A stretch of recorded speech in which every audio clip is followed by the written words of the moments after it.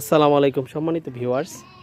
আমরা যারা আগাম পেঁয়াজ চাষ করতে চাই বা পেঁয়াজ চাষ করব তারা অবশ্যই পেঁয়াজের চারা তুলে আমরা এটাকে শোধন করে নেব। দেখেন আমরা এই যে পেঁয়াজের চারাগুলো এই যে কার্বেন্ডাজিম গ্রুপের ছত্রাকনাশক লিটারে 2 গ্রাম করে দিয়ে চারাটা পানিতে মধ্যে ডুবিয়ে রেখেছি।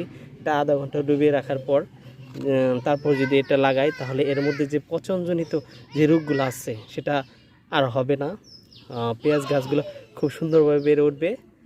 আর আপনারা যারা আগাম চারা লাগাতে চান তারা এইভাবে বীজটা শোধন করে নেবেন বা চারাটা শোধন করে নেবেন, দেখবেন যে এর মধ্যে কোনো পচনজনিত কোনো রোগ হবে না।